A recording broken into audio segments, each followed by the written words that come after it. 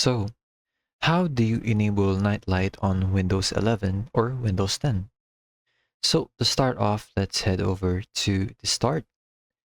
Now here you just need to click on settings, and here you just need to go to system, and it would automatically go to display, as you can see.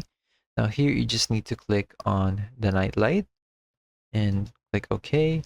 So this will automatically put the display on night light, and you can adjust it accordingly in the settings. So as you can see, you can adjust the strength or you can schedule it to your liking. So if you want, you can just set it to sunset or sunrise.